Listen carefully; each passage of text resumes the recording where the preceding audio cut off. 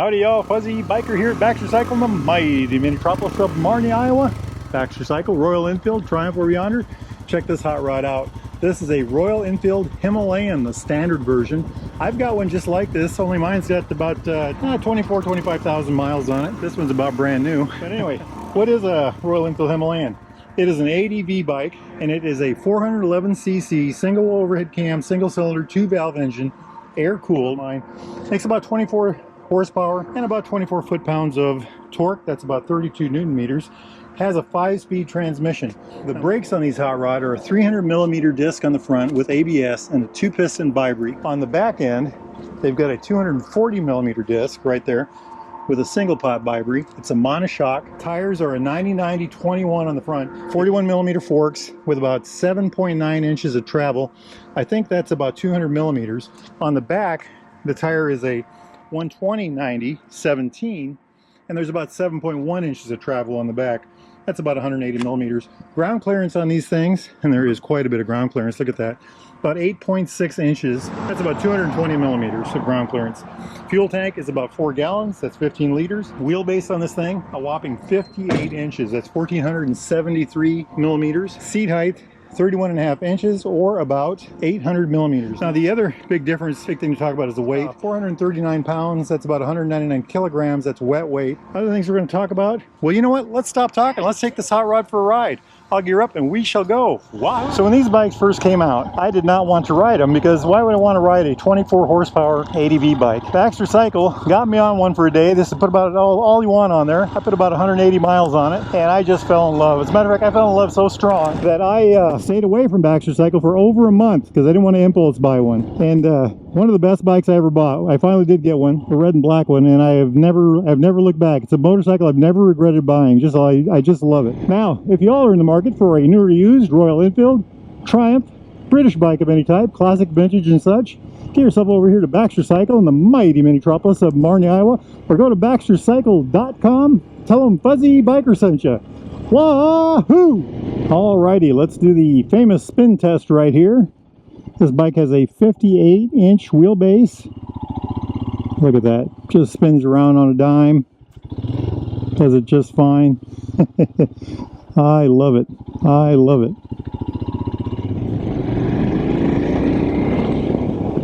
Loads of torque. Loads of torque. Quick story about these things. Took a ride with a bunch of friends of mine one day. One was on a Goldwing, the other on a Harley. We got to where we were going and they said, oh my gosh, the road was so rough, so rough. Well, it wasn't. At least it wasn't for me. And the reason is these bikes have such great suspensions. Loads of you know, almost 8 inches in the front, 7 inches in the back. That the bumps are just soaked up. You know, it just soaks up highway bumps, no problem at all. And it does highway very well. That's one of the reasons I bought my Himalayan. Is I could hop on my bike from where I live, for instance, run all the way down to the Luss Hills, which are about 50 miles away on paved roads. Get to the Luss Hills, hop on the dirt and the gravel, and have all kinds of good times. And at the end of the day, hop back on the pavement and buzz home at normal highway speeds. Not a problem at all. Okay, let's do the hill spin test here. Mighty hill spin test. Let's see what we can do. If you're ever in Marnie, Iowa, get yourself up here to the Derailed Grill right there. Good eats, good eats. Look at this. Loads of traffic today. There is a rush hour in Marnie, Iowa, and it is 4:11 p.m. every day. What a hoot. Anyway, I just love these bikes. They're just an absolute grin to ride. As a matter of fact, in the month of September, I put 4,000 miles on my Himalayan. You know what? Let's run back down to Baxter Cycle, park this hot rod, and we'll do a quick walk around. Wahoo! Always enjoy riding a Himalayan, and this one is no exception. Absolutely gorgeous bike in every way to my eye. It's very tractor-like to a lot of people, and I think that's a fair description of it. It does have this kind of squared-off gas tank. It is kind of a, I don't want to call it industrial, but it's close to that. Its transmission for a Royal Enfield is kind of clunky. Things to note to this one, well, the color, I love the color on this one. So it's got this silver on it, but this color here is kind of a maroon, brownish maroon of some sort, and it carries on into the seat and also into the lettering right here. The more you ride them, the more you fall in love with the looks. It's just for somebody like me, a very emotional connection with a motorcycle like this. I just love mine. So, you know, looking up here, we talked about the numbers already. One of the things I would say about it, again, if you have not had a 21-inch tire on a motorcycle ever before, you probably should try a 21-inch front tire at some point. They're a lot of fun. On mine, I did raise the fender. About a week or so after I had the bike, I got caught in the mud, and I just loaded up the front fender, and the front tire just stuck like a brake, and ended up pushing it 100 yards. It was a, let's just say, the very next trip to Baxter's, I raised the fender up for sure. I also put a grill guard on mine, and I did a bigger windshield. Mine is bone stock. I've kept the stock exhaust, stock intake, stock everything. You know, I've just never done anything to the engine other than basic maintenance, you know, valve adjustments, oil changes, things like that. It does have a monoshock in the back. You can lower or raise the bike. It's a linked monoshock, which means it's progressive, and you can put longer or shorter links on there. You put a longer link and it lowers the bike, a shorter link and it raises the bike.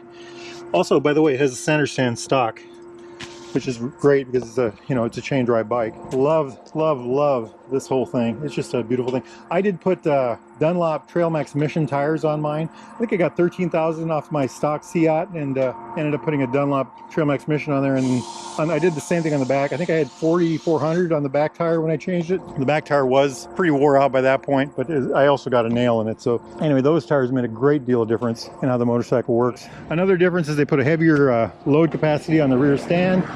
Something we didn't talk about yet is I guess the dash area. So the clutch, flash to pass, high lows, blinkers, horn.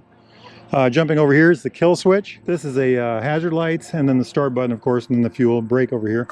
This is kind of an interesting thing. When I first started riding the Himalayans, I always thought that this was, you know, looked antiquated, and I still kind of think that, but I also have grown to love it. It's an analog dash with an analog speedometer, analog tachometer, analog fuel gauge, and a little bit of digital stuff down here.